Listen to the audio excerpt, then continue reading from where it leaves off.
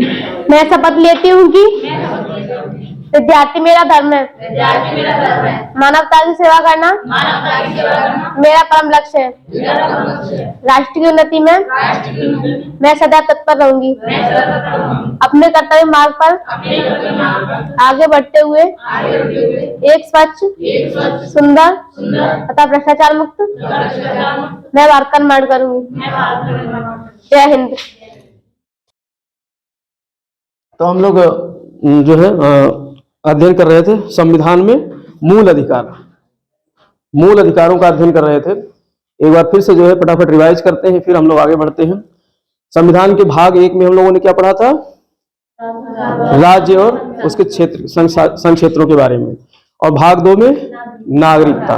और भाग 3 क्या पढ़ रहे हैं? मूल अधिकार। भाग 3 में मूल अधिकार। अनुच्छेद कहां से कहां तक है? अनुच्छेद 12 से लेकर के 35 तक। 5 से लेकर 11 तक क्या है? नागरिकता है। और 1 से लेकर के 4 तक क्या है? राज्य और इसके संघ शासित क्षेत्र, संघ क्षेत्र। तो अनुच्छेद 12 से लेकर 35 तक हम लोग अध्ययन कर रहे हैं मूल अधिकार। और मूल क्या, कुछ गड़बड़ है क्या इसमें? मूल अधिकारों को जो है एक तरीके से संविधान का जो है एक तरीके से मूल ढांचा कहा गया है। संविधान का मूल ढांचा, जिसको मतलब संरक्षण देने के लिए सुप्रीम कोर्ट को पावर दिया गया है अनुच्छेद 13 के अंतर्गत, कि न्यायिक पुनरावलोकन करके, अर्थात जुडिशरी रिव्यू करके कोई ऐसे कानून जो बनाए जाते हैं जो किसी के मूल अधिकारों का हनन करते हैं, तो उसको क्या किया सकता है? शून्य घोषित किया सकता है। तो ये अनुच्छेद 13 के अंतर्गत, जिसमें अल्पीकरण कहते हैं उसको, मतलब कोई भी कानून है उसको अल्प, मतलब उसका अल्पीकरण किया जा सकता है। 12 अनुच्छेद 12 में मैंने बताया स्टेट की परिभाषा है, राज्य की परिभाषा है। ठीक, तो ये मूल अधिकार संविधान में इसलिए दिए गए हैं क्योंकि मूल अधिकार हर व्यक्ति को जीने का एक, मतलब स्वतंत्र रहने का और जीवन जीने का एक अधिकार है, जो बाय बर्थ जन्म से मिलता है। इसीलिए उसको कहां रखा गया संविधान में? मूल अधिकारों के तहत। और मूल अधिकार हमारे क्या हैं? जो है ये फोर्सेबल है, कोर्ट द्वारा जस्टिबल है। इसको मतलब न्याय मिल सकता है इस पर। अगर कोई हनन करता है तो हम कोर्ट जा सकते हैं, डायरेक्ट सुप्रीम कोर्ट जा सकते हैं, हाई कोर्ट जा सकते हैं, और वहां से हमको सुप्रीम कोर्ट और हाई कोर्ट द्वारा न्याय मिलेगा। ठीक, इसीलिए इसको कहा जाता है मूल अधिकार। और जो मूल संविधान था उसमें मूल अधिकार कितने थे? 7 थे। कितने थे? 7 थे। लेकिन 44वें संशोधन से संपत्ति के मूल अधिकार को हटा दिया गया था, जो कि अनुच्छेद 31 में था और अनुच्छेद 19(1) में भी था। अभी आज उसी का भी चर्चा करेंगे। तो इसको हटा करके और संविधान में ही रखा गया है, अनुच्छेद 300 का में या 300(a) में रखा गया है। तो संपत्ति के अधिकार को लेकर के अब कोई कोर्ट में नहीं जा सकता है कि हमको संपत्ति चाहिए ही चाहिए, हमारी संपत्ति पर बेदखल सरकार कर रही है या कोई राज्य कर रहा है, तो उसके खिलाफ हम कोर्ट से जो है आशा नहीं कर सकते हमको कि कोर्ट हमको न्याय देगी। कोर्ट हमको इस मामले में न्याय देगी कि हमको कितना जो है कंपनसेशन मिलना चाहिए। अगर कोई संपत्ति का अर्जन सरकार करती है, अधिग्रहण करती है, तो उसके मतलब फलस्वरूप, उसके परिणाम स्वरूप हमको क्या मिलना चाहिए? कंपनसेशन, उतना मुआवजा मिलना चाहिए। ये तो अभी चर्चा करेंगे। तो आज हम लोग चर्चा करेंगे स्वतंत्रता का अधिकार। हम लोगों ने अभी तक क्या क्या उसमें पढ़ लिया था? 14 से लेकर के 18 तक समता का अधिकार। अनुच्छेद 14 से लेकर के 18 तक क्या पढ़े थे? समता का अधिकार, जिसमें अनुच्छेद 14 क्या कहता था? कानून के समक्ष समता। किसके समक्ष समता? कानून, विधि के समक्ष, जो कहां से लिया गया है? इंग्लैंड से। और विधियों का संरक्षण, विधियों का समान संरक्षण, ये कहां से लिया गया है? यूएसए से। दोनों अनुच्छेद 14 में निहित है। अनुच्छेद 15 क्या कहता है? भेदभाव के विरुद्ध निषेध, जो है राज्य जो है भेदभाव नहीं करेगा नागरिकों के जो है बीच में, तो अनुच्छेद 15 ये कहता है। और अनुच्छेद 16 क्या कहता है? लोक नियोजन की समानता होनी चाहिए। सरकार या सरकारी नौकरी में किसी प्रकार से भेदभाव नहीं होना चाहिए, सबको समान जो है अवसर मिलना चाहिए। अनुच्छेद 17 क्या कहता है? अस्पृश्यता का अंत होना चाहिए, छुआछूत खत्म होना चाहिए। और अनुच्छेद 18 क्या कहता है? उपाधियों का अंत होना चाहिए। मतलब छोटी मोटी परीक्षाओं को आप क्रैक कर लोगे, कोई दिक्कत नहीं, इतना ऊपर ऊपर का पता है। अंदर का भी बता दिया है, सारा गहराई में पढ़ाया था, तो उस चीज को आपको जो है रिवाइज करते रहना, जिससे याद रहे। ठीक, किसी भी परीक्षा में यहाँ से इनसे बाहर नहीं आएगा। तो आज हम लोग पढ़ेंगे दूसरे जो हम लोग 6 मतलब मूल अधिकार हैं, जिसमें पहला पढ़ लिए थे समता का अधिकार। दूसरा क्या है? स्वतंत्रता का अधिकार। दूसरा क्या है?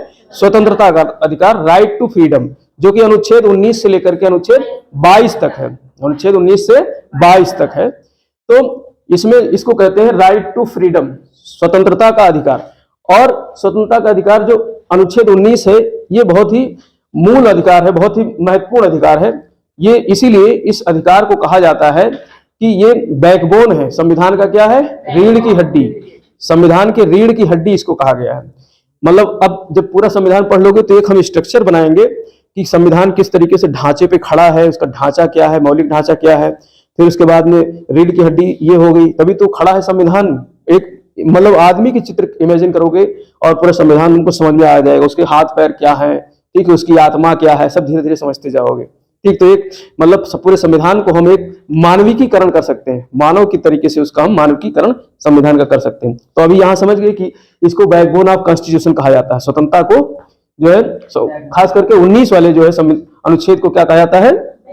जो है बैकबोन ऑफ कॉन्स्टिट्यूशन, संविधान की जो है रीढ़ की हड्डी है। और रीढ़ की हड्डी हमने बायोलॉजी में पढ़ा, अगर ये नहीं हो तो इंसान खड़ा ही नहीं हो सकता है। ढांचा क्या है? हड्डियां हैं, हमारे ढांचा शरीर को खड़ा करने के लिए हड्डियों का ढांचा है। उसमें भी इंसान मतलब चलता फिरता है, खड़ा होता है, तो वो रीढ़ की हड्डी ही सपोर्ट करती है। तो इसीलिए रीढ़ की हड्डी क्या है इसकी?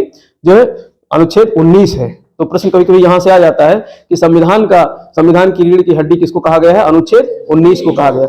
और अनुच्छेद 19 केवल भारतीय नागरिकों को प्राप्त है। हमने बताया था 5 ऐसे अनुच्छेद हैं जो सिर्फ नागरिकों को मिले हैं मूल अधिकारों में। अनुच्छेद 15 और 16 दोनों लगातार 15 और 16, अनुच्छेद 19 और अनुच्छेद 29 दोनों में 9 आते हैं, तो 19 और 29 याद रखना है। और 29 के साथ ही बगल वाला 30, तो दो आगे पीछे आजू बाजू के, 15 और 16 आजू बाजू हो गए, और 29 और 30 आजू बाजू, और बीच में कौन आ गया? 19 आ गया। तो ये किसको मिले हैं? भारतीय नागरिकों को, सिर्फ नागरिकों को। इसके अलावा जितने और संविधान में मूल अधिकार हैं वो सब नागरिकों के साथ साथ में गैर नागरिकों को भी मिले हैं। गैर नागरिक मतलब चाहे विदेश का कोई व्यक्ति हो, उनको भी प्राप्त है। ठीक है, लेकिन ये 5 अधिकार जो है मूल अधिकार सिर्फ भारत के नागरिकों को मिले हैं, वो आपको याद रखना है। यहां से प्रश्न अक्सर पूछे जाते हैं। और ये 5 अधिकारों में जो 15 और 16 है, उसकी मतलब आपको उसके हेडिंग भी याद होना चाहिए। 15 में क्या बताया था मैंने?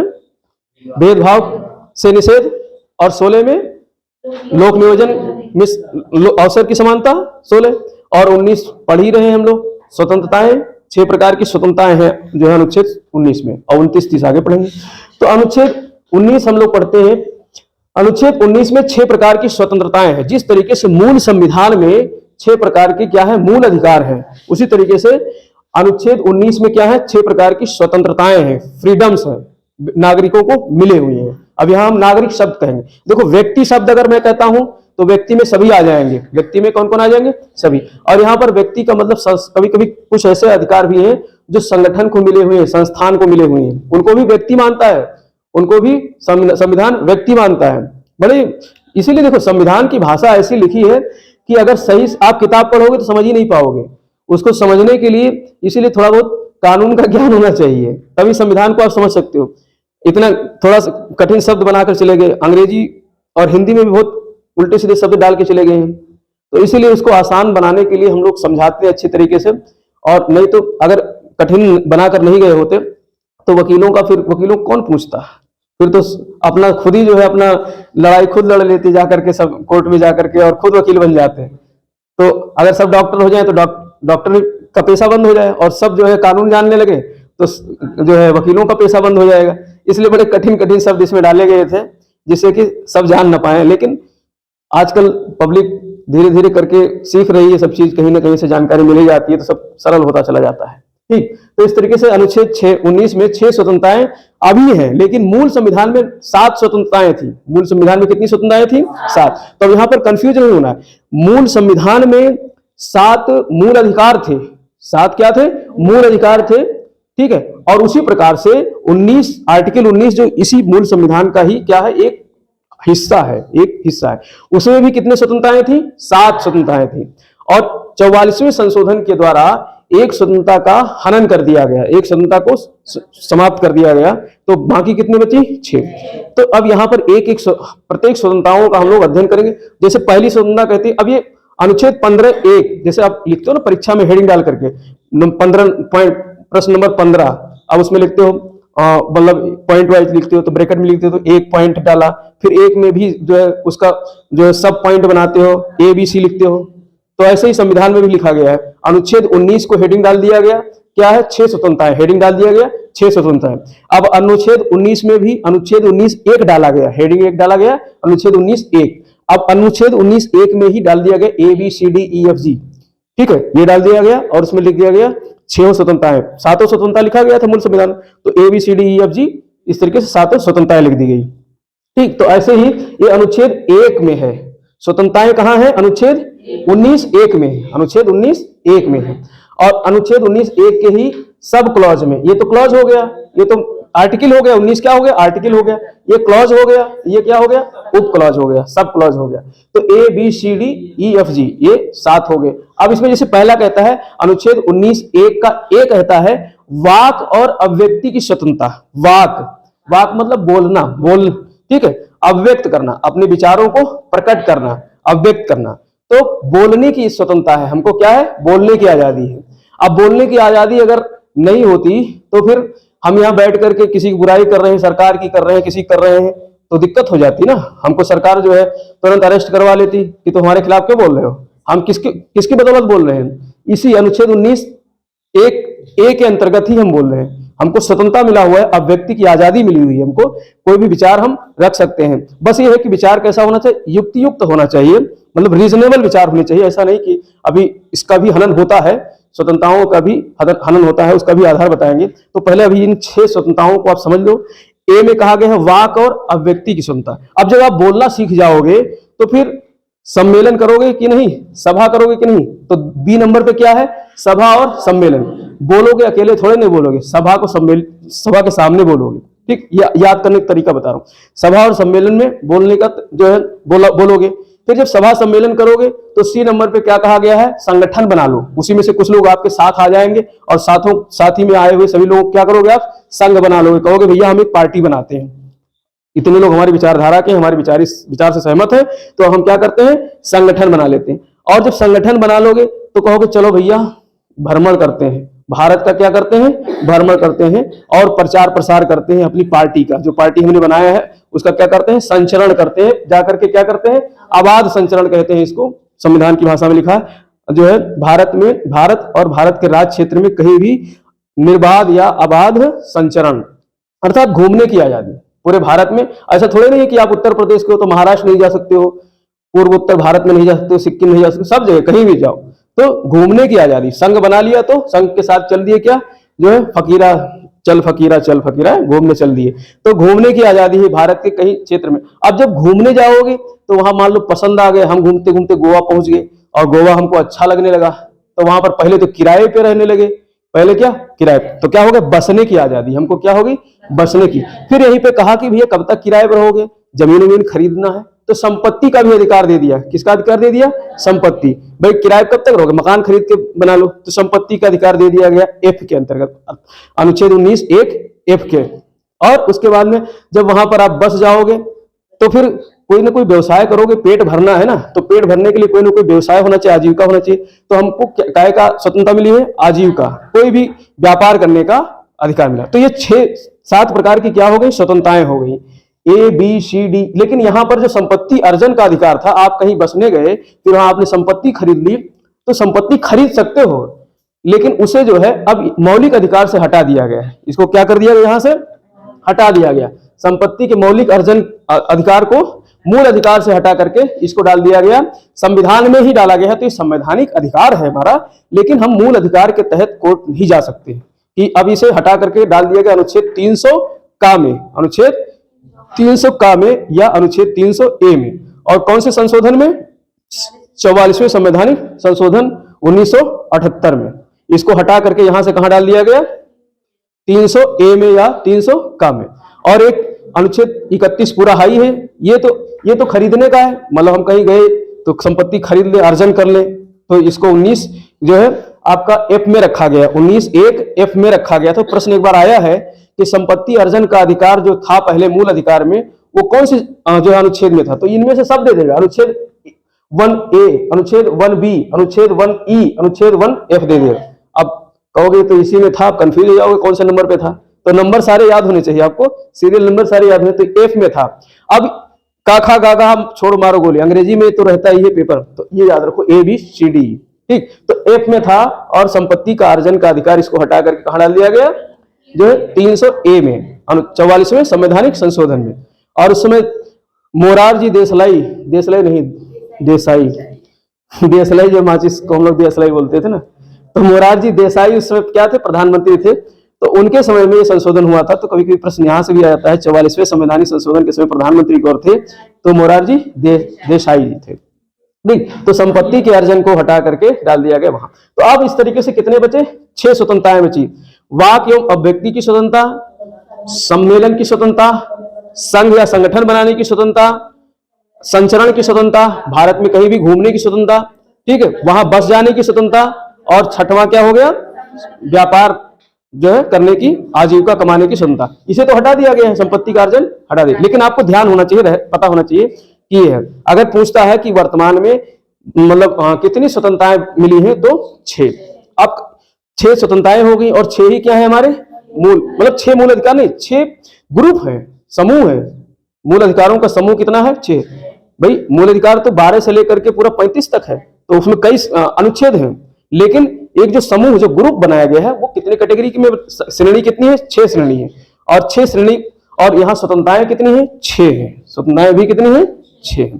तो इस तरीके से अब जैसे वाक्य एवं अभिव्यक्ति, यहाँ से प्रश्न कभी की बहुत गहराई से पूछता है, इसलिए मैंने इसको लिख रखा है। और उसके पहले ये जान लो कि अनुच्छेद 19(2) से लेकर अनुच्छेद 19(6) तक, ये तो स्वतंत्रता हो गई।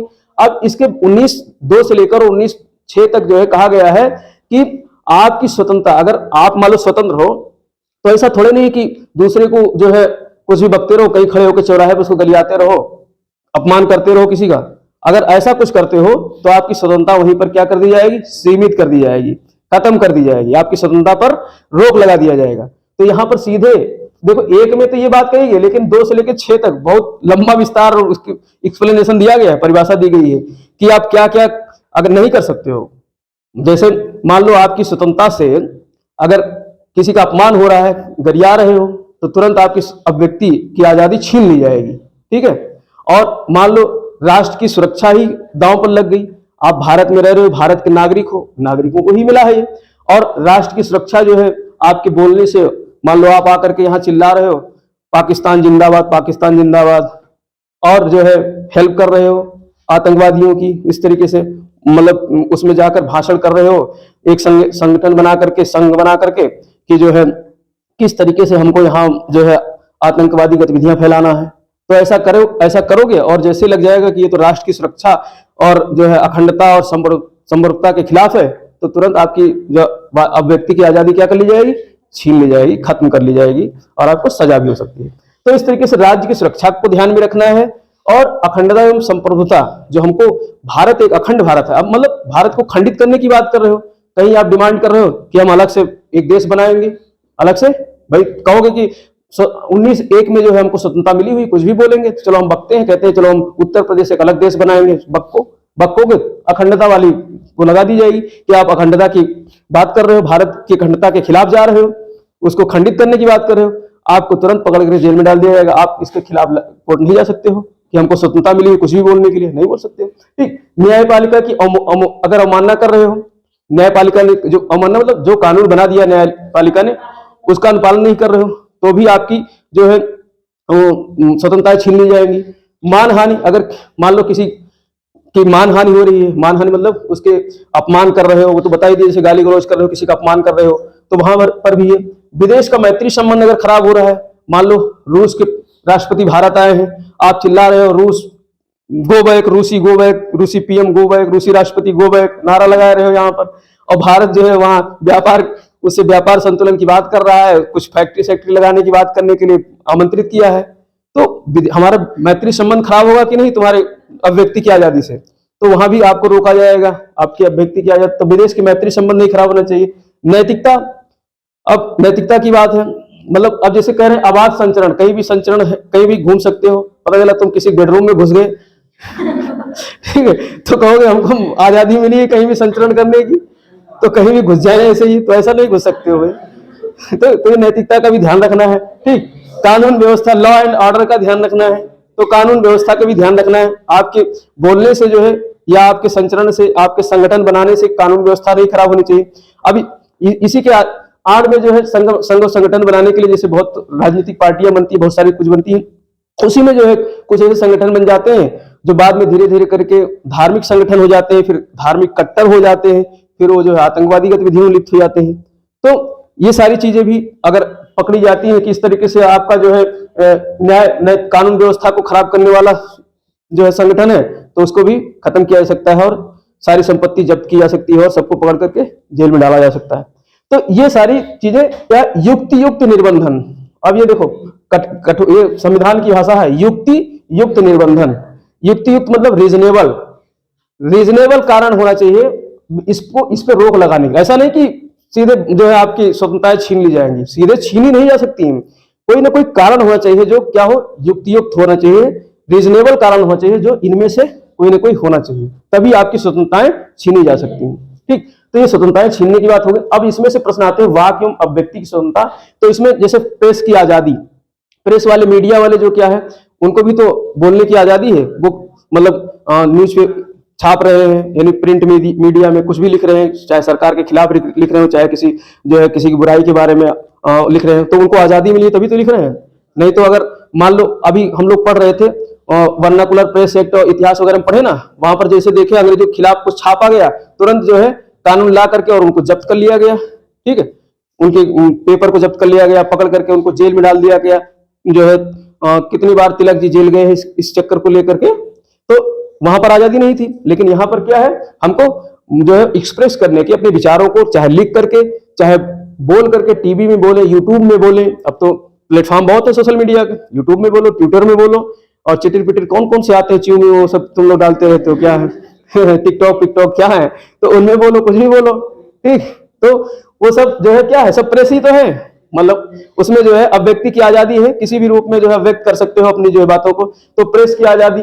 और यहीं पर एक आया था, ध्वज फहराने की हमको आजादी मिलती है। ये भी किससे संबंधित है, वाक एवं अभिव्यक्ति की। हम अपने विचारों को व्यक्त कर रहे हैं, अपना ध्वज फहरा करके, भारतीय राष्ट्रीय झंडा फहरा करके। इसके बाद से पहले जो है जो हमारा राष्ट्रीय ध्वज है, उसको सिर्फ 15 अगस्त 26 जनवरी को फहराया जाता था और किसी संगठन और संस्थानों में ही फहराया जाता था। अब तो आप अपने घरों पे झंडा फहरा सकते हो, ध्वजारोहण कर सकते हो। वो इसी की वजह से कुछ लोग कोर्ट चले जाते हैं ना इसी मुद्दे को लेकर। और हमारे कोर्ट को मतलब पावर क्या है, संविधान की व्याख्या करने का, संविधान की व्याख्या। तो संविधान में जो कुछ लिखा था, संविधान निर्माता थोड़े नहीं इतना जानते थे कि हम इतना लिख गए हैं तो इसकी क्या व्याख्या सुप्रीम कोर्ट या हाई कोर्ट करेंगे। तो यहाँ पर सुप्रीम कोर्ट अपने अपने तरीके से व्याख्या करती है। जब उसके पास कोई ऐसा मतलब उदाहरण पहुंचता है, कोई ऐसा केस पहुंचता है, तो फिर वो उस पर व्याख्या करते हैं बैठ करके, संविधान के मतलब उसके जज लोग मिल करके, फिर उस पर जो है नई नई चीजें निकल करके सामने आती हैं। तो यहीं पर जो है ध्वज फहराने का भी एक आ गया मामला। विज्ञापन, जैसे हम लोग क्या करते हैं, मतलब किसी भी कोई पार्टी बनाई या कुछ बनाया तो उसका हम लोग व्यावसायिक विज्ञापन करते हैं ना, मतलब पंपलेट छपवा करके इधर उधर चिपकाना, टांगना। तो ये भी तो अभिव्यक्ति की आजादी है, उसे तहत तो मिल रहा है। ठीक, चुप रहना। अब जहां यहाँ पर बोलने की भी आजादी है, तो चुप रहने की भी आजादी है। ऐसा थोड़े नहीं कि जबरदस्ती हमसे तुम बुलवा लो। हम जो है राष्ट्रगान हो रहा है, अब नहीं गा रहे हैं जो है राष्ट्रगान, तो मुंह बंद करके खड़े, लेकिन सम्मान में खड़े रहना है, सम्मान में खड़े रहना है। तो चुप रहने की आजादी है, यानी राष्ट्रगान नहीं मन है, हम नहीं गाएंगे, लेकिन मुंह बंद करके खड़े रह सकते हैं, मुंह बंद करके खड़े रह सकते हैं।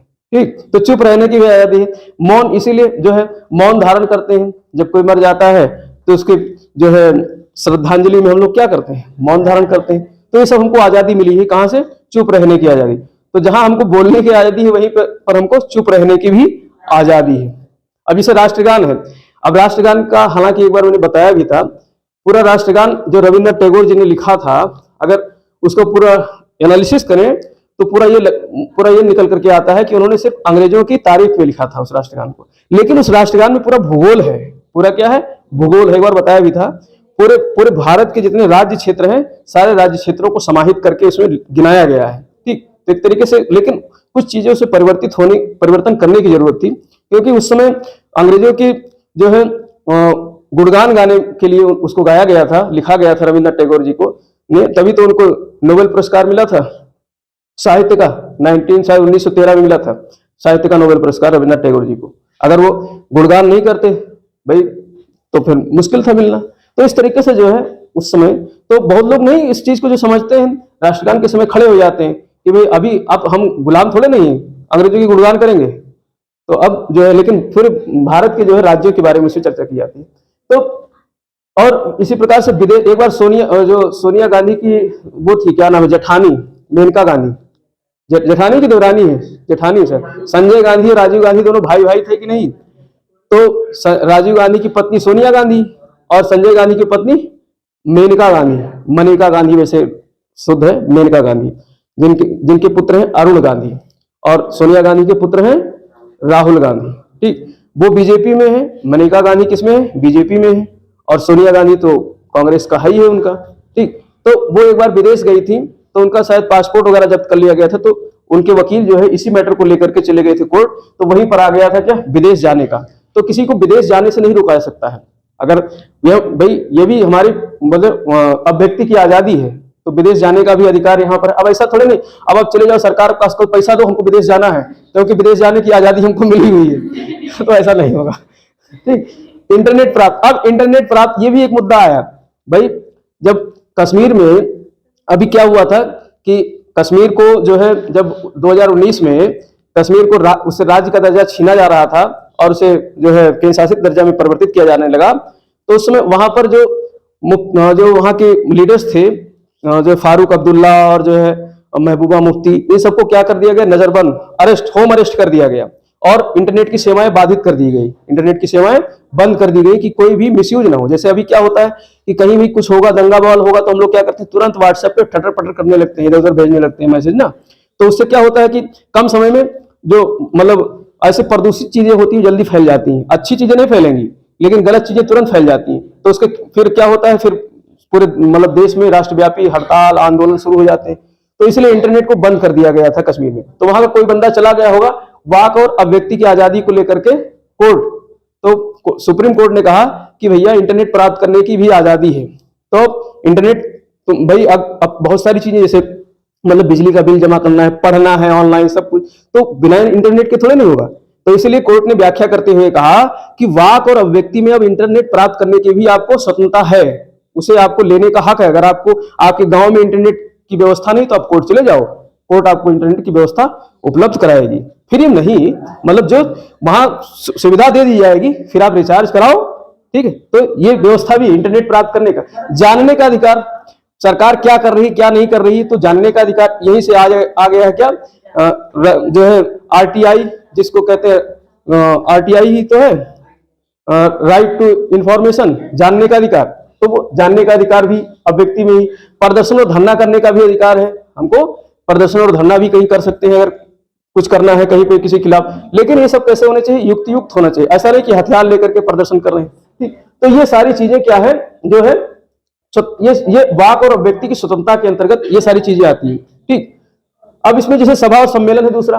अब सभा और सम्मेलन कैसा होना चाहिए, तो ये भी शांतिपूर्ण, इसमें दो चीज लगा हुआ है। सभा और सम्मेलन जो भी होना चाहिए कैसा होना चाहिए, शांतिपूर्ण होना चाहिए और निरायुध होना चाहिए। शांतिपूर्ण और निरायुध मतलब आप ऐसा नहीं बंदूक लेकर सम्मेलन कर रहे हो, फटाफट दाग रहे हो, वहां पे फायरिंग कर रहे हो। शादियों में होता है ना, हर्ष फायरिंग करते हैं। पहले हम छोटे थे तो कहते हर्ष, कोई हर्ष आदमी होगा जाके फायरिंग कर रहा होगा, तो हर्ष फायरिंग, हर्ष मतलब जो है खुशहाली में फायरिंग कर रहे हैं।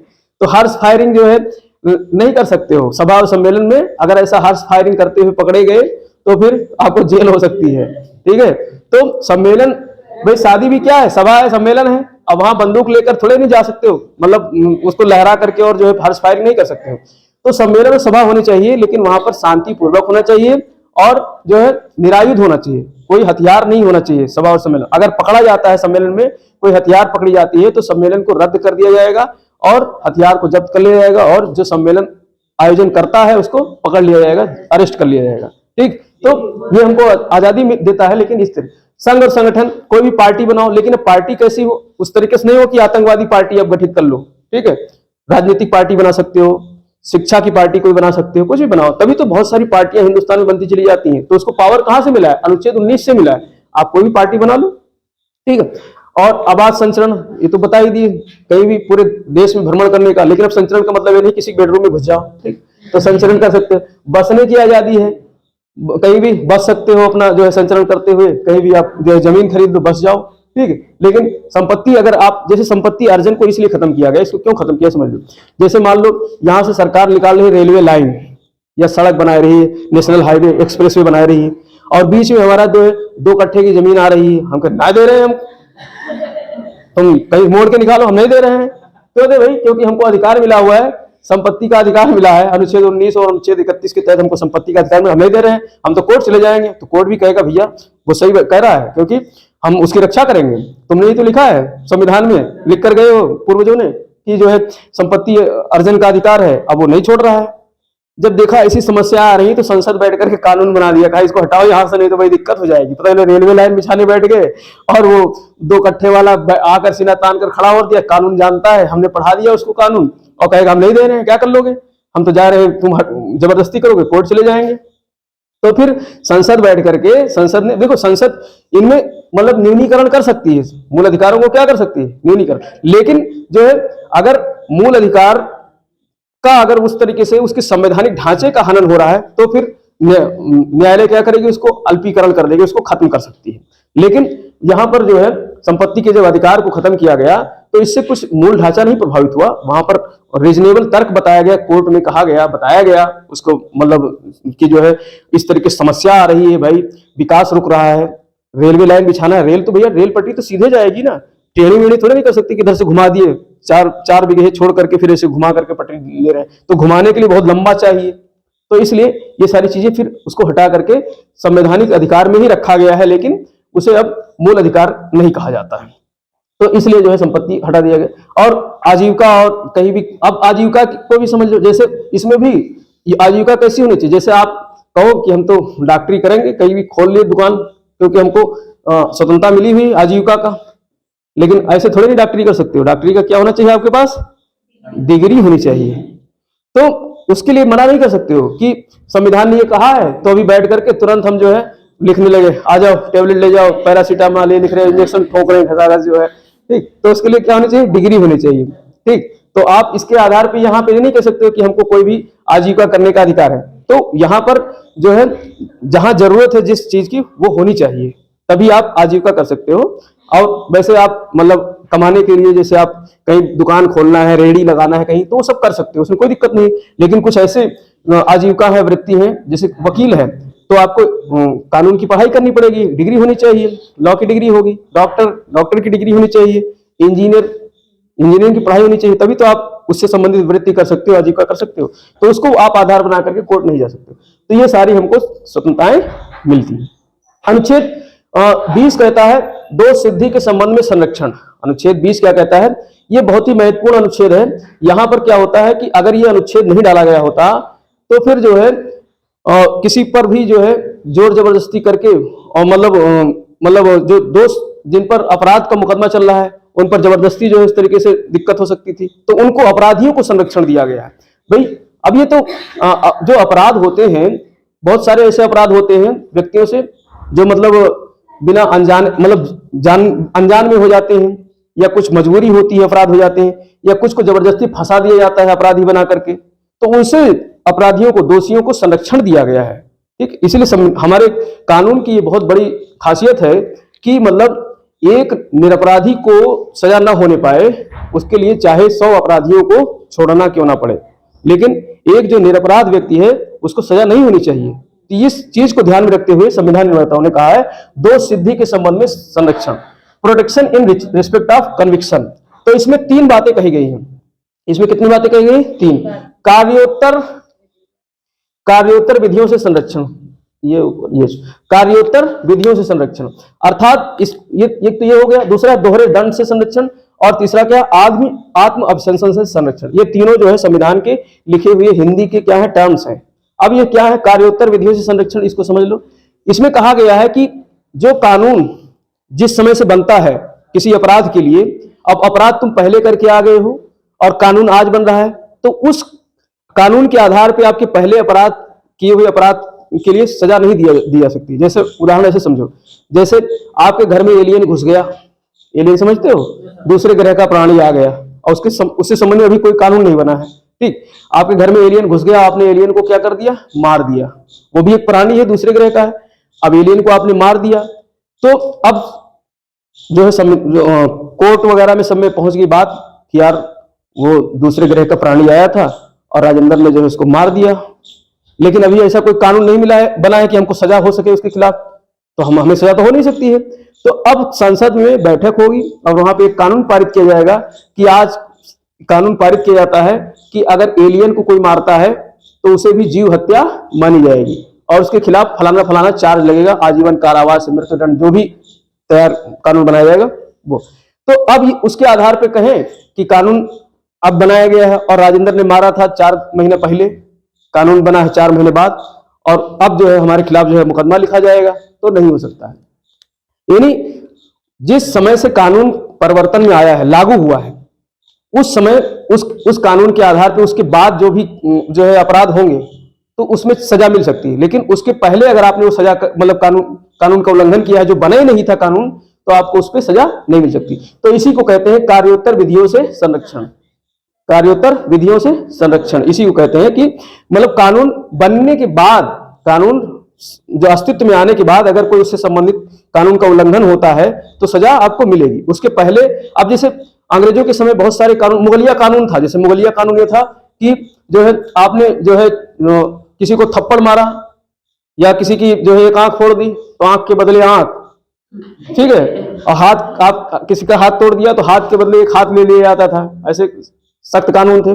अब आप किसी का हाथ, टांग तोड़ के आ गए, हाथ तोड़ के आ गए, तो संविधान कहता है, अरे मुगलिया मतलब संविधान नहीं, कानून ये कह दे कि उस समय मुगलों के समय में था एक हाथ कटता था तो एक हाथ काट लिया जाता था, अब तुम्हारा हाथ काटा जाएगा, तो वो सजा नहीं मिलेगी क्योंकि ये वो कानून, अभी कोई ऐसा कानून बना नहीं है। और तुम कहते हो पहले का कानून था, मुगलिया समय का कानून था, तो वो कानून नहीं चलेगा। कानून जो अभी जो संविधान में निर्मित किए गए हैं उस कानून के आधार पर ही सजा मिल सकती है। ऐसा नहीं कि पहले के जो कानून थे जो है, पहले के कानूनों को अगर अभी मतलब चलन में है वो तो उसके वो आधार चलेगा। जैसे आईपीसी धाराएं जो है इंडियन पेनल कोड जो 1860-61 में बने थे, तो उसके आधार पे अभी सारी सजाएं चलती हैं, लेकिन वो मतलब संविधान द्वारा एक्सेप्टेबल हो, मान्य हो, ठीक। तो इसी को कहा जाता है कार्योत्तर विधियों से संरक्षण। यानी इसमें लिख भी दिया अपराध के समय का कानून, अपराध किए हो उसके पहले का कानून अगर है बना है तो ठीक है, नहीं तो अब कानून बन रहा है, अपराध आप जो पहले करके आए हो तो सजा आपको नहीं मिली। दूसरा कहता है दोहरे दंड से संरक्षण, यानी एक ही जो है एक ही कन्विक्ट के लिए आपने कोई अपराध कर दिया और उससे बार बार सजा नहीं मिल सकती है। एक बार आपको अगर मुकदमा लिख गया और सजा पा गए तो उसी मतलब अपराध के लिए आपको दोबारा सजा नहीं मिल सकती। जैसे फिल्मों में दिखाया जाता है ना, पुरानी फिल्मों में, कि जो है किसी हीरो ने जो है विलेन को मार दिया या किसी विलेन ने या किसी ने भी मार दिया, मान लो किसी व्यक्ति को, अब वो क्या करता है, वो कहीं चला गया विदेश में, या बीमा से जो है पैसा लेने के लिए बहुत लोग करते हैं कि जो है मतलब किसी की हत्या कर दी या कुछ कर दिए परिवार में ही या कुछ हो जाता है, और उसके बाद में उसे भेज दिए कहीं विदेश या कहीं छुपा दिए, ठीक है, और जो व्यक्ति मारा उस पर तो चार्ज लगा दिया गया कि इसने मर्डर किया है फलाने का, और साक्ष्य भी प्रस्तुत कर दिया उल्टा सीधा। भाई कानून अंधा है हमारा, तो कानून अंधा है तो इसकी वजह से साक्ष्य अगर पा गया कि इसने मर्डर किया है तो फिर उसको सजा हो गई और जेल चला गया, मान लो 15 साल 20 साल के लिए। फिर 20 साल सजा छूट करके आता है, फिर देखता है वो आदमी तो घूम रहा है कहीं, मिल गया उसको जिंदा, तो फिर से उसको क्या कर सकता है, मार सकता है, और अगर मार देगा तो उसको दोबारा सजा नहीं हो सकती क्योंकि पहले ही उसके मर्डर पर उसको क्या हो चुकी है, सजा मिल चुकी है। भाई अब किस बेस पे तुम जाओगे उसको कि इसकी हत्या हुई है, तो कोर्ट कहेगा इसका मतलब तुमने जो साक्ष्य प्रस्तुत किए थे गलत प्रस्तुत किए थे, इसकी हत्या तो पहले ही हो चुकी थी। तो उस आधार पर एक तो ये हो गया आधार, और दूसरा ये हो सकता है मान लो किसी भैंसिया चुरा लिए तुम जो है, और उस भैंसिया चुरा लिया और उसने जो है आप मुकदमा लिखा दिया, आपको 6 महीने सजा हो गई, जुर्माना भरना पड़ा अलग से। फिर बाद में गुस्से में आया उसका दूसरा भाई, कहता नहीं एक बार और तुमको सजा दिलाऊंगा, फिर दोबारा जाओ मुकदमा लिखाने, तो नहीं लिखा जाएगा क्योंकि यहाँ पर संरक्षण मिला है कि एक ही अपराध के लिए दोबारा सजा नहीं हो सकती। लेकिन ऐसा थोड़ी उसी भैंस को दोबारा चुराओगे तो फिर सजा मिलेगी, ऐसा तो नहीं एक बार चुरा लिए तो जो है मतलब दोबारा नहीं चोरी कर सकते, दोबारा अगर चुराओगे और साक्ष्य मिल गया तो सजा मिलेगी।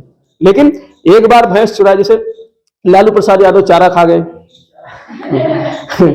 चारा घोटाला किया था, ठीक है, अब चारा घोटाला के लिए वो जेल चले गए, तो अब पार्टियां कहें दूसरी पार्टी जो इलेक्शन में आई कि इनको फिर से जेल पहुंचा देते हैं जिससे कि इनकी सरकार फिर से सरकार में ना आए, तो ऐसा नहीं हो सकता। एक बार वो सजा खा कर आ गए, जेल में रहकर, जेल में अभी है शायद, तो जेल में चले गए चारा घोटाला को लेकर के, तो अब दोबारा उस आधार पे उनको सजा नहीं मिल सकती। लेकिन यहाँ पर सिर्फ ये फौजदारी मुकदमों में है। इसमें है फौजदारी मुकदमे, मतलब किसी भी व्यक्ति पर दो प्रकार के मुकदमे चलाए जा सकते हैं। फौजदारी मुकदमा होता है और एक जो है दीवानी मुकदमा होता है, सिविल मुकदमा। दीवानी मुकदमे में जैसे टैक्स वैक्स की चोरी, फलाना ढकाना, ये सब होता है दीवानी। और फौजदारी में हत्या, मर्डर, चोरी चकारी, ये सब किसमें होता है? फौजदारी में होता है। ये सब आगे पढ़ेंगे। ठीक, तो दोहरे दंड से संरक्षण। तीसरा है आत्म अभिशंसन से संरक्षण। ये इसलिए रखा गया है कानून में कि मतलब पुलिस क्या करती, डंडा मार मार करके जो है कहती कबूल कबूल, अपना जुर्म कबूल ले। ठीक है, तो इससे संरक्षित किया गया है अपराधियों को कि भैया देखो, अपराधी भी तो जो है नागरिक है भारत के, उनको जबरदस्ती कबूल, तो किसी भी व्यक्ति, किसी भी अपराधी से जुर्म कबूल करने के लिए जबरदस्ती नहीं की जा सकती। अगर वो स्वयं से जुर्म कबूल करता है और साक्ष्य देता है, सिर्फ जुर्म पुलिस के सामने कबूल कर दोगे तो उसे माना ही नहीं जाएगा। जब तक कोर्ट उस पर, भाई कोई अपराधी, अपराध उसका सिद्ध तब होता है, एफआईआर दर्ज होने से कोई अपराधी नहीं हो जाता है। उसका अपराध तब सिद्ध होता है जब कोर्ट उस पर चार्ज लगा दे, कोर्ट ये सिद्ध कर दे। और कोर्ट सिद्ध कैसे करेगा? जो है गवाहों पर, साक्ष्यों के आधार पर। तो जब साक्ष्य और गवाह उसके खिलाफ जाएंगे तो वो अपराधी सिद्ध होगा, तब वो माना जाएगा। ठीक है, तो यहां पर जो है मतलब किसी व्यक्ति को, उसको जबरदस्ती टॉर्चर करके उसको नहीं कबूलवाया जा सकता है कि तुमने ये अपराध किया है। लेकिन भारत की पुलिस बड़ी जो है वो है। एक बार क्या हुआ, जो है इंग्लैंड की, अमेरिका की पुलिस जो है एक खरगोश खोजने के लिए जो है लगा दी गई। एक जंगल था, जंगल में खरगोश गुम हो गया। तो खरगोश को ढूंढने के लिए इंग्लैंड, जापान की पुलिस गई। तो जापान की पुलिस जो है ढूंढ करके लाई 4 घंटे में, अमेरिका की पुलिस जो है 2 ही घंटे में ले आई। आपका भारत का नंबर है तो भारत की पुलिस जंगल में गुम हो गई, महीना भर लगा। तो ये लोग सोचे क्या कर रहे हैं भैया, भारत की पुलिस को सिपाही वो खाते नहीं के शेर फेर। तो जब उनको ढूंढने के देख रहे एक सुअर को बांध करके और मार रहे, कह रहे कबूल कर, तू ही खरगोश है, कबूल कर कबूल कर, मार मार करके जबरदस्ती करवा रहे इससे, किसे सुअर से कि तू अपने आप को कबूल कर ले, क्या है, खरगोश है। तो भारत की पुलिस बड़ी माहिर है। तो अगर पेड़ इमली का लगा है तो कहेंगे कबूल इसको आम का है, और ऐसा मारेंगे कि आपका शरीर भी नहीं फटेगा, दिखाई नहीं देगा, और आप कहोगे हाँ भैया आम का है लास्ट। तो इससे संरक्षण देने के लिए ये रखा गया है आत्म अभिशंसन से संरक्षण, यानी जबरदस्ती किसी को मतलब कबूलवाया नहीं जा सकता है। अब इसमें कुछ चीजें जैसे डीएनए टेस्ट वगैरह है, डीएनए टेस्ट है। अब इसी प्रकार से जो है आपका ब्लड टेस्ट है, उसके आधार पे तो उसके लिए मना नहीं कर सकते हो। अगर अपराधी से ये कहा जाए कि आपका डीएनए टेस्ट होना है, ब्लड टेस्ट होना है, बाल लेकर के उससे डीएनए टेस्ट होना है, तो उसके लिए मना नहीं कर सकते, वो इसके अंतर्गत नहीं आएगा।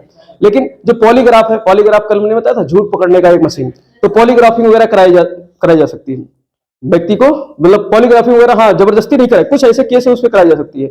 अब उसमें क्या होता है, बहुत सारे ऐसे टेस्ट होते हैं जिसमें ड्रग खिलाया जाता है, ड्रग खिला करके नशे में कर दिया जाता है। अब जो कहते ना नशे में आदमी झूठ नहीं बोलता है, सच ही बोलता है।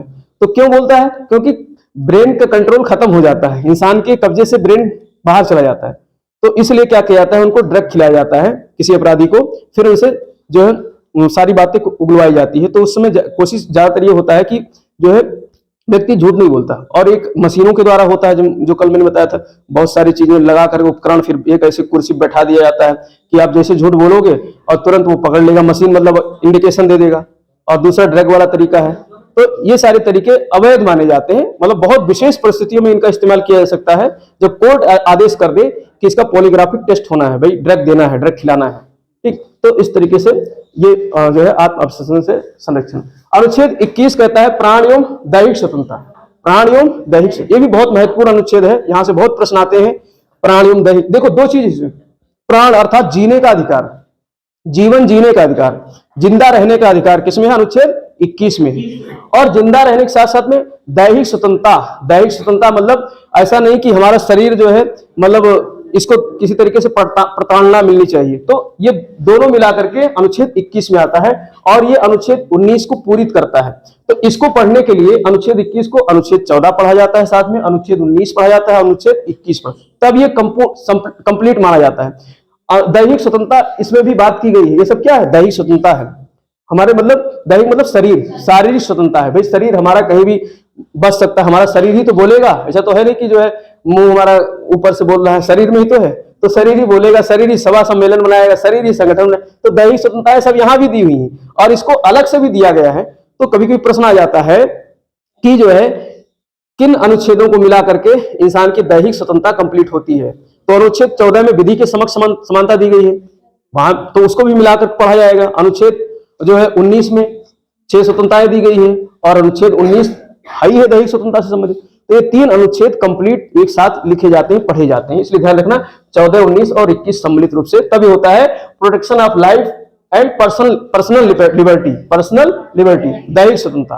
ठीक, तो इसमें जो है, इसमें कहा गया है किसी के इन दोनों चीजों को, जीवन जिंदा रहने का और उसकी दैहिक स्वतंत्रता को बिना किसी मतलब नाजायज तरीके से उसको नहीं लिया जा सकता। विधि द्वारा स्थापित प्रक्रिया से ही इसको खत्म किया जा सकता है। अब ये विधि द्वारा स्थापित प्रक्रिया क्या है, इसको समझना। तो इसमें लिखा है, सीधे संविधान में लिखा गया है कि किसी भी व्यक्ति की प्राण एवं दैहिक स्वतंत्रता को विधि द्वारा स्थापित प्रक्रिया से ही वंचित किया जा सकता है, अन्यथा नहीं किया जा सकता है। अब विधि द्वारा स्थापित प्रक्रिया क्या है? वही जो संविधान में कानून जो लिखा हुआ है, उस कानून के आधार पे ही किसी की प्राण को लिया जा सकता है। भाई कोई मतलब कोई अपराधी है जिसको प्राण दंड दिया जाना है, तो एक विधि, एक प्रक्रिया है ना, कानून है, उसके तहत तो दिया जाएगा। तो विधि द्वारा स्थापित प्रक्रिया से ही किसी व्यक्ति के प्राण को लिया जा सकता है, उसकी दैहिक स्वतंत्रताओं को सीमित या बाधित किया जा सकता है, इसके अलावा नहीं किया जा सकता है। हर व्यक्ति को जिंदा रहने का अधिकार है। अब यहाँ कहोगे यहाँ बोलने का अधिकार था, चुप रहने का भी अधिकार था, तो कहोगे यहाँ जिंदा रहने का अधिकार है तो मरने का भी अधिकार होना चाहिए। तो मरने का अधिकार नहीं दिया है संविधान में, ठीक, नहीं तो आत्महत्या के केस बढ़ते चले जाए, मरने का अधिकार नहीं दिया। तो दोनों चीजें विधि। अब विधि द्वारा स्थापित प्रक्रिया क्या है? विधि द्वारा स्थापित जो प्रक्रिया होती है वो कुछ नहीं है, वही कानून ही है। जो संविधान में कानून दिया गया है वही क्या है? वही प्रक्रिया है। उस जिस प्रक्रिया से किसी को सजा मिलती है उसी प्रक्रिया को कहते हैं विधि द्वारा स्थापित प्रक्रिया। लेकिन ये हमने लिया कहां से? जापान से लिया है। विधि द्वारा स्थापित प्रक्रिया हमने कहां से ली है? जापान से। तो यहां पर स्रोत में 3 चीज आपको समझना है, कंफ्यूजन नहीं होना, बच्चे बहुत कंफ्यूज रहते हैं। कानून के समक्ष समानता अर्थात विधि के समक्ष समानता कहां से लिया गया है? इंग्लैंड से लिया गया है।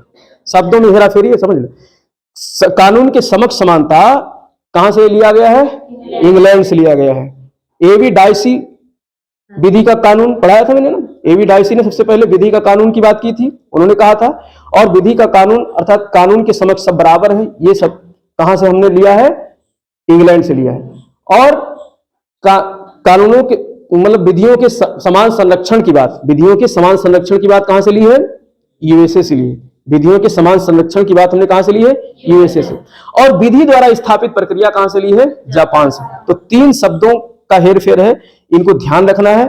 सिर्फ विधि शब्द आ जाए तो इंग्लैंड या जापान या यूएसए नहीं मार देना है, पूरा समझना है कि विधि के समक्ष समानता इंग्लैंड से है और विधियों का समान संरक्षण यूएसए से है और विधि द्वारा स्थापित प्रक्रिया जापान से है। ठीक, तो विधि द्वारा स्थापित प्रक्रिया से ही किसी व्यक्ति के प्राण एवं दैहिक स्वतंत्रता का हनन किया जा सकता है, अन्यथा नहीं किया जा सकता है। तो इसमें लाइफ और पर्सनल लिबर्टी दोनों को समझते हैं। जैसे हमको जिंदा रहने का अधिकार है, तो जिंदा कब रहेंगे? जब पर्यावरण स्वच्छ रहेगा तभी तो जिंदा रहेंगे। तो इसलिए ये हमारा अधिकार है कि पर्यावरण हमको शुद्ध मिलना चाहिए। और हम ही जब हमको अधिकार है तो हमको समझना भी होगा ना कि हमारे जो है पर्यावरण शुद्ध रहे। तो उसके लिए हम जागरूक बने, पर्यावरण में जो है उसको अशुद्ध ना करें, उसमें जो है पेड़ पौधे लगाएं, पेड़ों का ज्यादा जो है कटाव बना मतलब वन को काटे ना, वन हरास ना करें, ये सारी चीजें हमारी जिम्मेदारी है। तो शुद्ध पर्यावरण मिले, इसके लिए अब बहुत लोग कोर्ट भी गए हैं। अब जैसे मतलब जीने का अधिकार में एक ये भी है कि जो है हमें सोने का भी अधिकार है। जीने के अधिकार में जब आदमी रात में सही से सोएगा तभी तो अच्छा काम करेगा, तभी तो उसकी लाइफ लंबे समय तक रहेगी। एक बार हुआ क्या कि रामलीला मैदान दिल्ली में जो है बाबा रामदेव धरना बैठे हुए थे, तभी जो है 2014 की बात है शायद, इलेक्शन से पहले। तो उसमें बाबा रामदेव जी थे, अरविंद केजरीवाल जी थे, ये सब जो है कांग्रेस सरकार थी उस समय, तो उनके खिलाफ जो है धरना प्रदर्शन कर रहे थे। उसी में जो साड़ी पहनकर भागे थे बाबा रामदेव जी, ठीक है, तुम लोगों को पता नहीं होगा। तो उस समय बाबा रामदेव जी सो रहे थे रामलीला मैदान में धरना वरना के दौरान, और पुलिस जबरदस्ती गई, पीटने लगी उठा करके उनको। तो अब चूंकि सामान्य आदमी तो थे नहीं, उनको कानून भी पता था, तो उनके वकील जो है इसी चीज को लेकर के प्राण एवं दैहिक स्वतंत्रता को लेकर के कोर्ट चले गए। कहे भैया जो है प्राण एवं दैहिक स्वतंत्रता में हमको जो है आजादी मिली हुई है और तुम रात में हमारे सैन को क्यों खराब किया? सोने का अधिकार है हमारा, तो कोर्ट कहता है कि बहुत सही बात है भाई, प्राण एवं दैहिक स्वतंत्रता में शयन का भी अधिकार है, सोने का। अब घर में अगर सोना माँ बाप मम्मी पापा जगाएंगे जबरदस्ती, तो कहना सोने का अधिकार मिला हुआ है संविधान से हमको। अगर हनन कर रहे हो तो कोर्ट चला जाऊंगा, ऐसा नहीं है, ठीक। तो सोने का भी अधिकार है, पर्यावरण। आप अब देखो, अब मतलब जीवन जीने का अधिकार तो है, लेकिन मरने का अधिकार नहीं है। संविधान में सीधे स्पष्ट जो है मना किया गया है कि आप अगर मरना चाह रहे हो तो मर नहीं सकते हो। जैसे बहुत लोग आत्महत्या कर लेते हैं, मर गए तो कोई बात नहीं, तब तो ऊपर निपटेगा, यमराज जो है लेखा जोखा बनाएगा। यहाँ बच गए जिंदा तो उठा के 309 धारा 309 के तहत जो है, आईपीसी की धारा 309 के तहत जो है आपको सजा हो जाएगी। जिंदा बच गए तो फिर जेल भी हो जाएगी। तो मरने का अधिकार नहीं दिया गया है आत्महत्या करने का। लेकिन यहाँ पे कुछ अपवाद भी, जैसे बहुत लोग ऐसे बीमार मरीज होते हैं, बीमार व्यक्ति होते हैं, जिनको जो है मतलब न तो ये जिंदा में ही न मरे ही, मतलब मान लो बहुत सालों से जो है कोमा में है, अस्पताल में एडमिट है, ठीक है। तो ऐसे व्यक्ति, और बहुत ऐसे दर्दनाक बीमारी होती है कि सहन नहीं कर पाते हैं, तो उसके लिए बहुत विवाद हुआ इस पे। बहुत लोग कोर्ट भी गए कि हमको जो है मतलब मरीज को, ऐसे मरीजों को जो है मरने का अधिकार होना चाहिए, ठीक है। तो इसको बोलते हैं यूथेनेशिया। ऐसे यूथेनेशिया का मतलब ये होता है कि दया मृत्यु या इच्छा मृत्यु, दया मृत्यु या इच्छा, किसी की दया पर मृत्यु होनी है तो उसको दया मृत्यु, यूथेनेशिया कहते हैं। तो भारत में इस पर मतलब कोर्ट ने कहा कि चलो इसको देखते हुए हम पैसिव यूथेनेशिया देते हैं। मतलब कुछ देशों में यह है कि तुरंत इंजेक्शन लगाया और मरीज मर जाएगा, इंजेक्शन लगाया और मरीज को मार दिया जाता है। लेकिन यहाँ पर क्या है, जैसे कोई मान लो आईसीयू में भर्ती है और उस पर जो है लाइफ सपोर्ट सिस्टम लगा हुआ है। आईसीयू क्या है, लाइफ सपोर्ट सिस्टम, उस ऑक्सीजन सिलेंडर लगा हुआ है, ठीक है, और उसको मतलब इंटेंसिव केयर सिस्टम में रखा जाता है, बहुत सारी मशीनें लगा करके जो है रखा जाता है। तो वहां पर क्या कर लिया जाता है, वो सारी चीजों को हटा दिया जाता है, उसको क्या कर दिया जाता है, हटा दिया जाता है। लेकिन कोर्ट से परमिशन लेना पड़ेगा, कोर्ट से परमिशन लेना पड़ेगा, और धीरे धीरे करके मरीज क्या हो जाता है, 1-2 दिन में, 10 घंटे में, 15 घंटे में क्या हो जाता है, मर। अब ये भगवान भरोसे छोड़ दिया गया, अर्थात उसको दवाएं देना बंद कर दिया गया, उसको जो है आईसीयू में से हटा दिया गया, तो मरीज धीरे धीरे करके ऐसे मर जाते। तो इसको बोलते हैं पैसिव यूथेनेशिया, इसको क्या बोलते हैं, पैसिव। और एक्टिव में क्या है, गला दबा दिए, सुई लगा दिए, मतलब तुरंत मार दिए किसी मरीज को इस तरीके से दर्द से राहत देने के लिए, तो वो भारत में अलाउ नहीं है। और इसीलिए इसको बोलते हैं पैसिव यूथेनेशिया। लेकिन आत्महत्या का अधिकार नहीं है। धारा 309 के तहत आप जेल में चले जाओगे अगर बच गए लटके, और मरे नहीं, बच गए, तो धारा 309 लाग जाएगी, ठीक है। इसी प्रकार से आपको स्वस्थ रहने का भी अधिकार है। आपकी प्राण मतलब स्वतंत्रता में, जीवन जीने में आपको हेल्दी रहने का भी अधिकार है। हेल्दी रहोगे तभी तो आपकी लाइफ अच्छी रहेगी।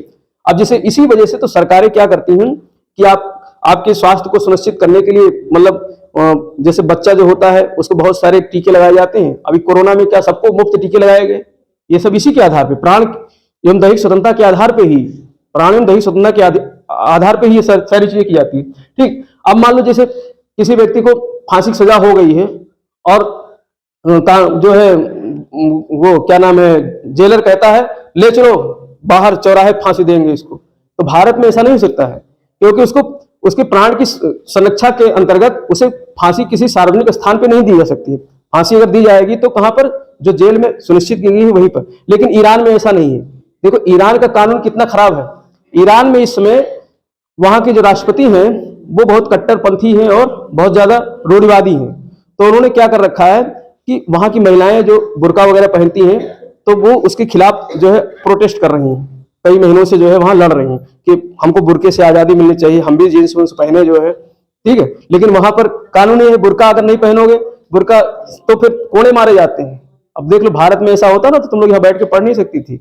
भारत में बहुत आजादी मिली है। तो ईरान में जो है वहां पर ये जो है अभी सामूहिक फांसी दे दी जाती है, चौराहों पे जो है 2-4 लोगों को खड़ा करके गोली मार दी जाती है फांसी के तहत, और क्रेन में लटका दिया जाता है, क्रेन खड़ा किया जाएगा, वहां पे पहले डंका पीटा जाएगा कि आ जाओ फलाने फांसी होने लिए, सब लोग देखो आकर के, ठीक। तो भारत में ऐसा नहीं हो सकता है। भारत में प्राण की स्वतंत्रता मिली हुई है सबको, ठीक है। तो यहाँ पर ऐसे कानून नहीं हो सकते, क्योंकि संविधान हमारे इन चीजों की सुरक्षा करता है, संरक्षण करता है। तो भारत बहुत शानदार है इस मामले में। अभी ईरान में जन्म लिए होते ना तो वहां पढ़ने का अधिकार नहीं था, ठीक है। महिला और पुरुष साथ बैठ करके पढ़ नहीं सकते थे। अफगानिस्तान में पर्दा लगा दिया जाता है बीच में, इधर लड़के बैठेंगे इधर लड़कियां बैठेंगे, और जो शिक्षक पढ़ाएगा मतलब वो भी पर्दे में रहेगा, महिलाएं देख नहीं सकती हैं, सिर्फ आवाज सुन सकती हैं, ठीक है। ऐसे जो है कानून है, लेकिन भारत में नहीं है। तो भारत में सबको अलग अलग लिबर्टी मिली हुई, आजादी मिली हुई है, ये सब इसी कारण संभव हो सका। ठीक, तो यहाँ पर जो है ये सारी चीजें, पर्सनल लिबर्टी की अगर बात करें तो आपको एकांत में रहने की भी आजादी है। आपके एकांतता में अगर खलल हो रहा है तो उसके खिलाफ आप कोर्ट जा सकते हो। विदेश यात्रा है, ये निजता में हनन नहीं होना चाहिए, जैसे फोन वगैरह टेप कर ले कोई, मान लो जबरदस्ती कोई रिकॉर्ड कर लिया जाता है तो उससे भी आपको जो है सहूलियत, सुरक्षा प्रदान की जाती है, तो निजता का भी। अब व्यभिचार जो है, एडल्ट्री, पहले क्या होता था कि जो है, अब इसको समझाएं कि नहीं एडल्ट्री को। पहले क्या होता था, जैसे कोई शादीशुदा महिला या पुरुष है और दूसरे से जो है मतलब जो है चक्कर चल रहा है इसको समझाने के लिए तो ऐसे ही समझाना पड़ेगा ना। तो उसमें फिर जो है उसको आधार मिला, उसको आधार बना करके पुरुष को दोषी मान लिया जाता था कि पुरुष ने, मतलब महिलाएं तो बेचारी गाय होती हैं तो पुरुष दोषी होगा, तो पुरुष को सजा हो जाती थी या कुछ जुर्माना लग जाता था। लेकिन इसमें जब न्यायालय में ये मामला गया तो बहुत विचार किया गया, फिर ये कहा गया कि अब दोनों बराबर की भागीदारी होंगी। इसलिए जो है अगर शादी के बाद कोई इस तरीके से मैटर आता है, मतलब महिला या पुरुष के साथ मतलब कोई मतलब नाजायज संबंध बनते हैं, कोई मोहब्बत प्यार की होती है बात, तो उसमें जो है, उसमें ऐसा नहीं कि जो है उसका पति, अगर पत्नी ऐसा कर रही तो पति कोर्ट जा करके और जो है उसको सजा दिला सकता है, ऐसा नहीं। रजामंदी से अगर हो रहा है तो ऐसा नहीं हो सकता है। हाँ, ये बात है कि एडल्ट्री को आधार बना करके वो तलाक जरूर ले सकता है, उससे छुटकारा पा सकता है, पुरुष हो या महिला हो, लेकिन उसके खिलाफ जो है कोर्ट नहीं जा सकता, क्योंकि मतलब वहां से उसको लिबर्टी मिली हुई है, एडल्ट्री के खिलाफ कानून बन गया है लिबर्टी की। इसी प्रकार से जो है मनपसंद विवाह करने की भी आजादी है, जाति पात का बंधन नहीं होना चाहिए, किसी से भी शादी कर सकते हो, ये भी जो है संविधान से ही मिला हुआ है। ठीक, समलैंगिकता पे जो है, होमोसेक्सुअलिटी पे भी इसी तरीके से कानून बना हुआ है। मान लो कोई महिला है और किसी महिला से ही शादी कर ले रही, बहुत देखने को मिलता है ना, तो इसको बोलते हैं समलैंगिक विवाह, तो ये भी आपको आजादी मिली हुई है, ऐसा भी होते हैं। हाँ, बहुत सारे देशों में जो है मान्यता मिल गई, भारत में भी ऐसे कानून बन गए। ये सब देखो जानना जरूरी है, इसलिए मैं बता रहा हूँ। तो ये सब हमको किससे मिली हुई है? प्राण एवं दैहिक स्वतंत्रता से, पर्सनल लिबर्टी से। हमारी पर्सनल लिबर्टी है, हमारे मतलब जीवन जीने के राइट्स के अंतर्गत आता है ये सारी चीजें, और सोने का अधिकार बता ही दिया हमने। तो ये सारी चीजें हमारी क्या है? प्राण एवं दैहिक स्वतंत्रता के अंतर्गत आती है।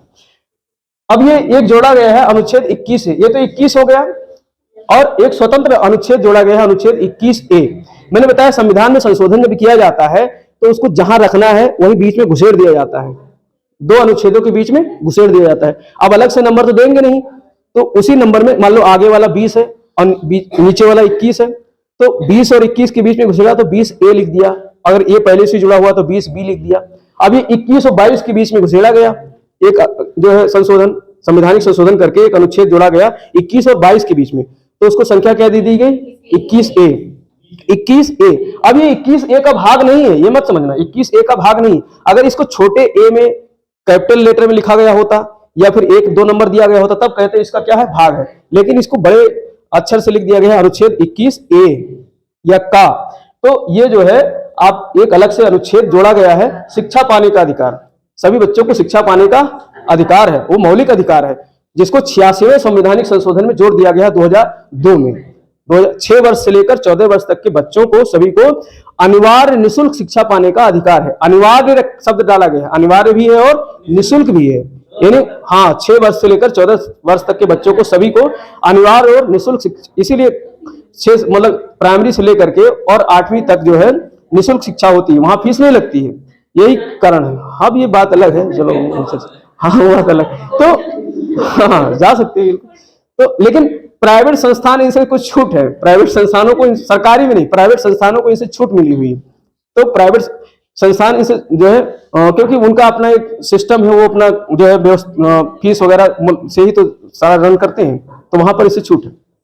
तो 86वें संवैधानिक संशोधन 2002 में 6 से लेकर 14 वर्ष तक के बच्चों को निःशुल्क और अनिवार्य शिक्षा का प्रावधान किया गया। अब बच्चे छोटे होते हैं तो उनको अपने अधिकारों को तो पता नहीं, तो गार्जियन के लिए कर्तव्य निर्धारित कर दिया गया।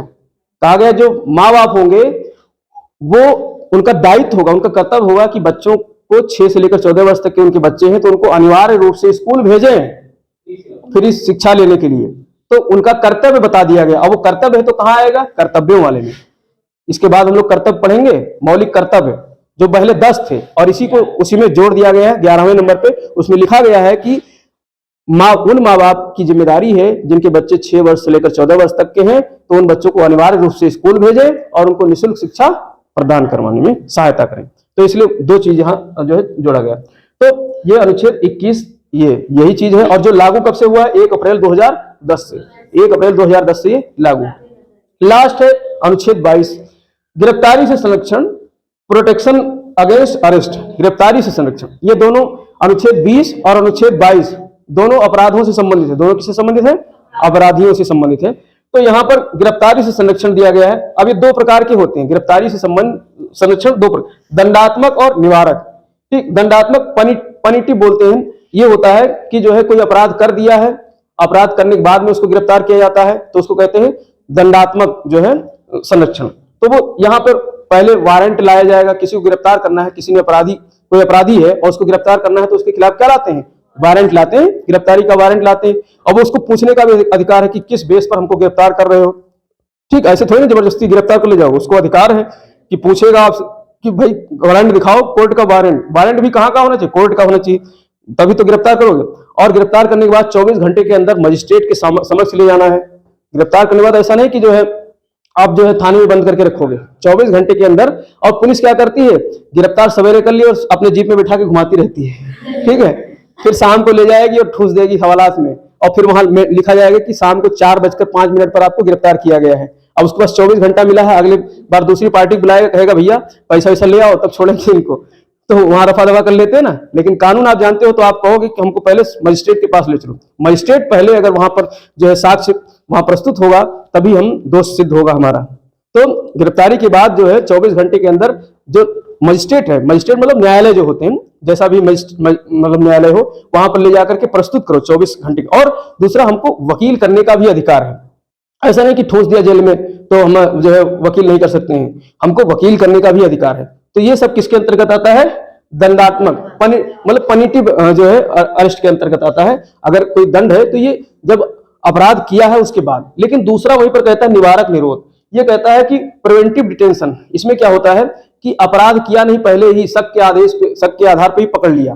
एक कानून आया था, काला कानून 1919 का रॉलेट एक्ट आया था, ऐसे ही तो था कि जो है पहले ही पकड़ लिया और बिना दलील बिना अपील का कानून था, काला कानून कहा गया। तो वैसे ही काला कानून हमारे संविधान में भी बनाया गया है, मजबूरी थी बना रखने को। इसमें क्या होता है, मान लो कहीं इलेक्शन होने वाला है और पता है कि फलाना दबंगई कर सकता है, उसके बाद हथियार है, तो पहले क्या करते हैं, मतलब उसको नजरबंद कर देंगे या हथियार उससे छीन लेंगे, जमा करवा लेते हैं थाने में लेकर के ना। तो ये सब किसके अंतर्गत करते हैं? निवारक निरोध के अंतर्गत ही। इसी के मतलब बूथ कैप्चरिंग कर ले, पहले से उसका इतिहास ऐसा रहा है कि वो बूथ कैप्चरिंग करता आ रहा हो, और उसके पास बूथ कैप्चरिंग मतलब इलेक्शन हो रहा है और वहां जाकर जबरदस्ती बक्सा उठा लाए, पेटी उठा लाए, मशीन उठा लाए, इसी को कहते हैं बूथ कैप्चरिंग, कब्जा करके। पहले बहुत होता था। तो इसी सब चीजों को ध्यान में रखते हुए संविधान में इस चीज को रखा गया है। तो अब इसके अलावा बहुत सारी ऐसी गतिविधियां भारत में बढ़ती जा रही है, आतंकवादी गतिविधियां, फलान ढकान, कोई किसी मतलब पता चल गया कि फलाना जो है आतंकवादी गतिविधियों में लिप्त है, तो वो मतलब जरूरी नहीं कि बम दागे, उसके पहले इसको गिरफ्तार कर लेते हैं कि नहीं। अब वो कहे भैया हमको संविधान में ये मिला है, अधिकार मिला है, हमको क्यों नहीं गिरफ्तार कर सकते हो, वारंट दिखाओ पहले। तो उसमें कहा जाएगा भैया तुम्हारे पे ये लग गया है, निवारक निरोध, प्रिवेंटिव डिटेंशन एक्ट लग गया है, अब तुमको जो है कोई बचा नहीं सकता है। 3 महीने के लिए तो ठूसा जाएगा, कम से कम 3 महीने के लिए जेल होगी। मतलब बिना किसी वारंट के, बिना किसी दलील के 3 महीने घुसेड़ दिया जाएगा जेल में। ठीक, इसमें एक और जो है इसके अलावा इसमें जो है अगर 3 महीना भी कम पड़ता है तो फिर एक एडवाइजरी कमेटी होगी, समिति होगी, उस जो जिसमें न्यायपालिका के लोग होंगे, जज लोग होंगे, वो लोग बैठ करके उस पर निर्णय करेंगे, कहेंगे 3 महीने से भी आगे बढ़ाना है तो फिर 3 महीना बढ़ा देंगे, 6 महीना हो जाएगा, फिर 3 महीना बढ़ा सकते हैं, ऐसे बढ़ाते जा सकते हैं। ठीक, तो उनको मतलब ऐसे कि अशांति ना फैले राष्ट्र में, क्षेत्र में, इसलिए उस पर। लेकिन इसमें बहुत सारे लोग निर्दोष भी फंसे जाते हैं, तो समय समय पर ऐसे कानून आते रहते हैं। जैसे तुमने सुना होगा रासुका लग गया किसी पर, रासुका, राष्ट्रीय सुरक्षा अधिनियम जिसको कहा जाता है, राष्ट्रीय सुरक्षा कानून, तो उसको रासुका कहते हैं, एनएसए कहते हैं, नेशनल सिक्योरिटी एक्ट कहते हैं। तो ये भी जो है एक्शन में है। आपसा है, पोटा है, मीसा है, ये सब इसी के अंतर्गत कानून आए हैं। समय समय पर जो है संसद कानून बनाती है, लेकिन इनमें कानून कुछ ऐसे होते हैं, जैसे मीसा था। मीसा एक बहुत खतरनाक कानून था जिसमें इंदिरा गांधी ने इसका बहुत मिसयूज किया। जब इलेक्शन आया तो उन्हें पकड़ करके राजनेताओं को 3 महीने के लिए बंद कर दिया, कहे तुम्हारे पे मीसा लग गया है। तुम्हारे पर मीसा लगा दिया गया है। अब जब मान लो नेताओं को भी पकड़ करके जेल में डाल दोगे तो दूसरी एंटी पार्टी कोई बचेगा ही नहीं, तो फिर मतलब अब 3 महीने तो सारा खेल हो जाएगा, इलेक्शन हो जाएगा और उसका जो है सब कुछ आ जाएगा। तो मीसा का बहुत ज्यादा दुरुपयोग हुआ है। तो प्रश्न कभी कभी यहाँ से भी पूछा जाता है कि जो निवारक निरोध में किस कानून का सबसे ज्यादा दुरुपयोग हुआ है, तो मीसा का हुआ। तो ये सारे कोटा लग जाता है, आपसा लग जाता है, बहुत सारे पूर्वोत्तर राज्यों में आपसा मतलब उनको मिला हुआ है अधिकार कि पूर्वोत्तर राज्यों में जो सेना है वो घरों में घुस करके जो है चेकिंग कर सकती है, ठीक, जबरदस्ती घुस करके। तो उसमें जो है और गोली चलाने का भी जो है उनको आर्डर होता है। अगर लगता है कि अशांति माहौल होने वाला तो गोली ढकेल चला सकते हैं। तो ये सब कुछ ऐसे कानून बनाए जाते हैं जिसकी वजह से शांति व्यवस्था बनी रहे, तो इसी को कहते हैं निवारक निरोध। तो ये सारे हमको क्या मिल गए, जो है राइट टू लिबर्टी, स्वतंत्रता का अधिकार, राइट टू फ्रीडम, स्वतंत्रता का अधिकार। तो हम लोग स्वतंत्रता के अधिकार में 19 से लेकर के 22 तक अध्ययन किए। 19 क्या कहता है, 6 स्वतंत्रताएं हैं, और 20 क्या कहता है, 2 सिद्धि के संबंध में संरक्षण, 2 सिद्धि के संबंध में संरक्षण। और अनुच्छेद 21 क्या कहता है, प्राण एवं दैहिक स्वतंत्रता। अनुच्छेद 21 ए क्या कहता है, शिक्षा का अधिकार, शिक्षा पाने का अधिकार।